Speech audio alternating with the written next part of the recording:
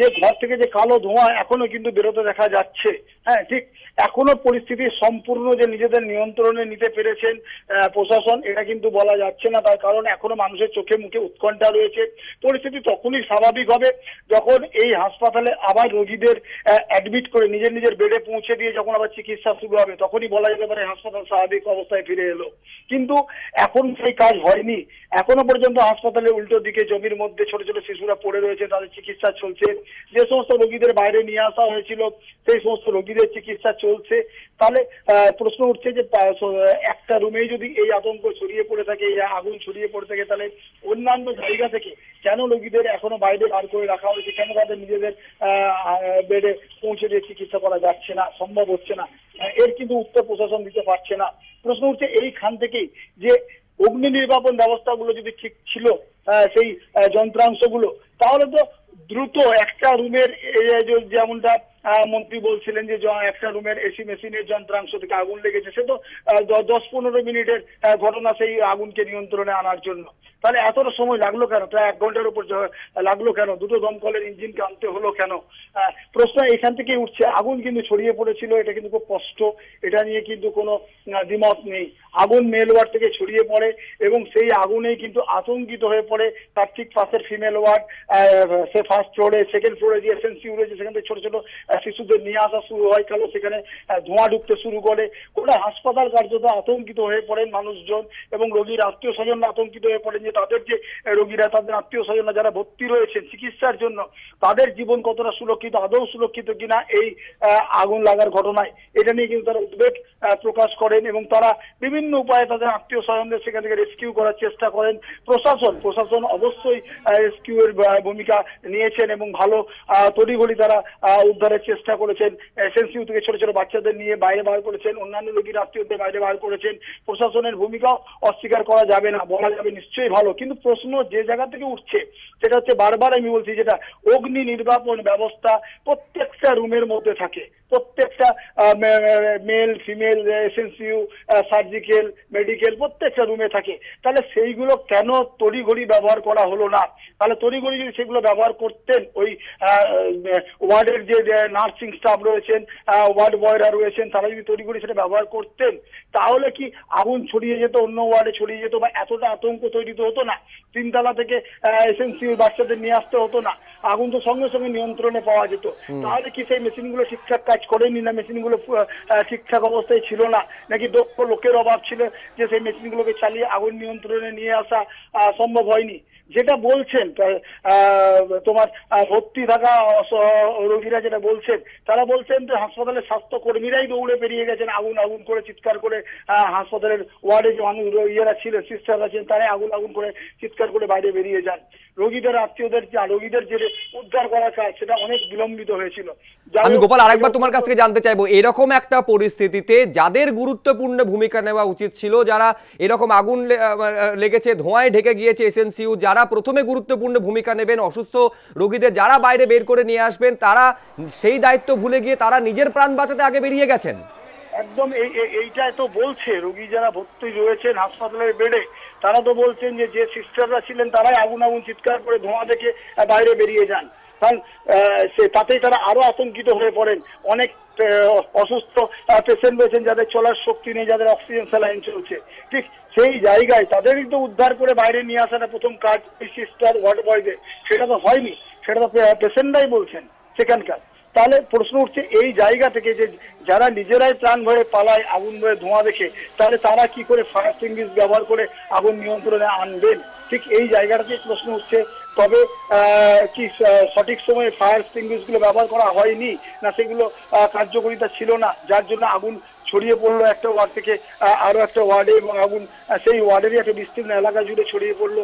যদি পার্টিকুলার একটা জায়গা এসি মেশিন বা কোনো একটা জায়গা থেকে, আমরা অনেক সময় দেখেছি শর্ট সার্কিট হয়, সেখান থেকে আগুনের স্ফুলিঙ্গ বেরোয়, ধোঁয়া বেরোয়, কিন্তু সেখানে পার্টিকুলার জায়গা থাকে, সেই জায়গা থেকে কিন্তু তড়িঘড়ি ফায়ার এক্সটিংগুইশ দিয়ে সেই পরিস্থিতি নিয়ন্ত্রণে আনা যায়। বা বিদ্যুৎ দপ্তরের যে কর্মীরা থাকেন, বিদ্যুতের যে কর্মীরা থাকেন হসপিটালে, তারা মেন ডাউন করে দেন, মেন সুইচ যেটা রয়েছে সেই মেন সুইচ ডাউন করে দিলে অনেক সময় আগুনটাই নিয়ন্ত্রণে চলে আসে, শর্ট সার্কিটের জায়গা থেকে রক্ষা পায় হাসপাতাল। এইগুলো তো আমরা দেখেছি। এইগুলো কি এখানে আদৌ করা হয়েছিল, সেটাও বলতে পারবেন যারা হাসপাতালের লোকজনরা। সুব্রজিৎ। ঠিকই, মানে এইটা তো গুরুত্বপূর্ণ প্রশ্ন যে অগ্নি নির্বাপন ব্যবস্থা যথাযথ ছিল কিনা, যদি যথাযথ থাকে তাহলে সেটা ব্যবহারের মতো উপযুক্ত প্রশিক্ষণ স্বাস্থ্যকর্মীদের ছিল কিনা, এটাও কিন্তু আতশ কাচের তলায় ফেলতে হবে গোপাল। একই সঙ্গে গোপাল, এটা আমি তোমার কাছে জানতে চাইবো যে দমকল কর্মীরা গিয়েছেন, সচরাচর আগুন লাগলে প্রথমে যেটা করা হয় যে বিদ্যুৎ বিচ্ছিন্ন করে দেওয়া হয় গোটা হাসপাতালকে, তারপরে দমকল কর্মীরা উদ্ধারের কাজটা করেন। এক্ষেত্রে কতটা বেগ পেতে হচ্ছে, তার কারণ ছবিতে আমরা দেখতে পাচ্ছি প্রায় গোটা হাসপাতাল চত্বর ধোঁয়ায় ঢেকে গিয়েছে, অন্ধকারের মধ্যে এই ধোঁয়া ভেদ করে তুমি বলছো যে অক্সিজেন মাস্ক তাদের কাছে পর্যাপ্ত পরিমাণে ছিল না, কতটা বেগ পেতে হচ্ছে তাদের? দেখো, তাদের অনেকটাই বেগ পেতে হয়েছিল, তারা প্রকাশ্যে বলতে পারছে না তাদের চাকরির ভয়ে, কিন্তু তাদের যেটা দরকার ছিল সেটা যে অক্সিজেন মাস্ক নিয়ে ভেতরে ঢোকা, আগুনের যে জলের যে পাইপ যেটা নিয়ে ঢোকার কথা, সেই জলের পাইপ নিয়ে যখন তারা ভেতরে ঢুকছে, তারা নিজেরাই এই কালো ধোঁয়ায় কিন্তু অনেকটাই অসুবিধার মধ্যে পড়ছিলেন এবং বারবার তাদের কাজ থমকে যাচ্ছিল। জল যখন পড়ছে আগুনে তখন ধোঁয়া আরো বাড়ছে, ঠিক সেই জায়গায় তাদের অন্তত অক্সিজেন মাস্কের প্রয়োজন ছিল। সেই মাস্ক যদি থাকতো তাদের কাছে, তারা অন্তত ভিতরে গিয়ে বা ফায়ার এক্সটিংগুইশার থেকে ফোম স্প্রে করে আগুনটা নিয়ন্ত্রণে আনতে পারতো।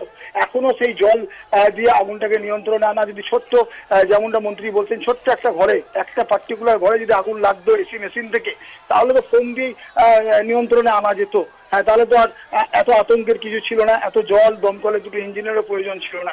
ঠিক সেই জায়গায় প্রশ্ন উঠছে যে তবে কি আগুনের আকার একটু বড় ছিল? আগুনের আকার বড় ছিল না থাকলে আগুন ছড়ালো কি করে পাশের ওয়ার্ডে?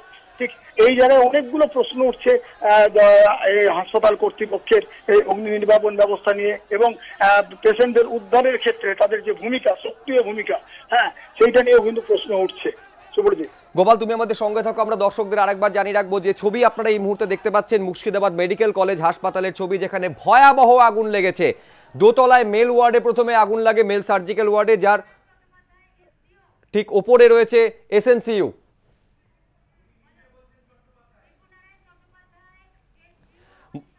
মহকুমা শাসক দিব্যনারায়ণ চট্টোপাধ্যায়ের সঙ্গে আমরা এই মুহূর্তে ফোন লাইনে যোগাযোগ করতে পেরেছি। আপনার কাছে কি খবর রয়েছে, এখন কতটা নিয়ন্ত্রণে পরিস্থিতি?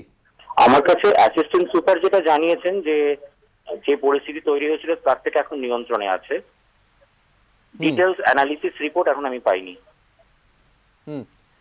কিন্তু দিব্যনারায়ণ বাবু, যেটা আমরা ছবিতেও দেখতে পাচ্ছি যে একাধিক শিশু যারা এসএনসিইউতে ভর্তি ছিল তাদের বের করে নিয়ে আসা হয়েছে এবং খোলা জায়গায় হাসপাতালের বাইরে তাদের শুইয়ে রাখা হয়েছে।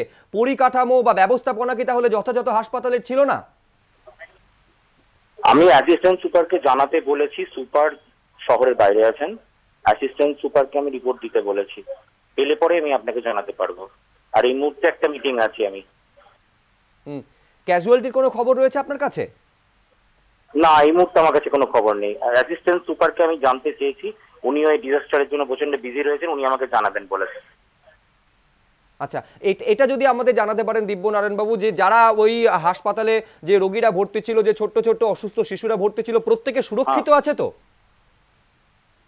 আমি আপনাকে বললাম আমি ডিটেল রিপোর্ট আমি ক্লেম করেছি, এখন আমি পাইনি, আমি পরে জানতে চাইলে আমি জানাতে পারবো। ধন্যবাদ আপনাকে। মহকুমা শাসক দিব্যনারায়ণ চট্টোপাধ্যায়ের সঙ্গে আমরা ফোনে কথা বললাম। আপনারা তিনটি ছবি আপনাদের সামনে আমরা তুলে ধরছি, যে সময় আগুন লাগে কি পরিস্থিতি হয়, ধোঁয়ায় ঢেকে যায় হাসপাতাল, উদ্ধার কাজ চলছে এবং যে অসুস্থ শিশুরা তাদেরকে বাইরে বের করে নিয়ে আসা হয়েছে এবং খোলা জায়গায় শুইয়ে রাখা হয়েছে। আপনারা বুঝতে পারছেন কি মর্মান্তিক পরিস্থিতি মুর্শিদাবাদ মেডিকেল কলেজ হাসপাতালের। মুর্শিদাবাদ মেডিকেল কলেজ হাসপাতালে ভয়াবহ আগুন, দোতলায় মেল সার্জিক্যাল ওয়ার্ডে আগুন লাগে, তারপরে এই আগুন দ্রুত ছড়িয়ে পড়ে। এর ঠিক ওপরে 3 তলায় রয়েছে সিক নিউবর্ন কেয়ার ইউনিট, শিশুদের, সদ্যজাত শিশুদের সেখানে চিকিৎসা হয়, সেই নির্দিষ্ট বিভাগ। সেখান থেকে তড়িঘড়ি সদ্যজাত এবং শিশুদের বাইরে বের করে নিয়ে আসা হয়। আতঙ্কিত হয়ে পড়েন অন্য রোগী, চিকিৎসক এবং স্বাস্থ্যকর্মীরা। শর্ট সার্কিটের জেরে আগুন লাগে বলে প্রাথমিক অনুমান। আর এই মুহূর্তে যে খবর পাওয়া যাচ্ছে, 2জন আয়া তারা ধোঁয়ায় অসুস্থ হয়ে মৃত্যু হয়েছে তাদের, এমনটা খবর পাওয়া যাচ্ছে। ধোঁয়ায় অসুস্থ হয়ে 2জন আয়ার মৃত্যু হয়েছে। এছাড়াও কয়েকজন রোগী তারা এই হুড়োহুড়ির মধ্যে আহত হয়েছেন। বেশ কিছু শিশু তারা অসুস্থ হয়ে পড়েছে ধোঁয়ায়। ফলে চূড়ান্ত অব্যবস্থার একটা ছবি মুর্শিদাবাদ মেডিকেল কলেজ হাসপাতালের এই মুহূর্তে আমাদের সামনে উঠে আসছে। আপনারা দেখতে পাচ্ছেন 3টি তলায় আগুন লেগেছে হাসপাতালের। প্রথমে দোতলায় আগুন লাগে, যেখানে মেল সার্জিক্যাল ওয়ার্ড রয়েছে, ধোঁয়ায় ঢেকে যায় প্রায় গোটা হাসপাতাল চত্বর। তার ঠিক ওপরে শিশুদের জন্য নির্ধারিত বিভাগ এসএনসিইউ রয়েছে, সেখান থেকে শিশুদের দ্রুত বের করে নিয়ে আসা হয়। যারা শিশুদের আত্মীয় পরিজনেরা ছিলেন, মা বাবারা ছিলেন, তারা নিজেরা হাত লাগান, গাছে চড়ে জানলার কাঁচ ভেঙে শিশুদের বের করে নিয়ে আসা হয়। যেহেতু ধোঁয়ায় ঢেকে গিয়েছে পুরো হাসপাতাল, বিদ্যুৎ বিচ্ছিন্ন করে দেওয়া হয়েছে, ফলে যথেষ্ট বেগ পেতে হচ্ছে দমকল কর্মীদেরও।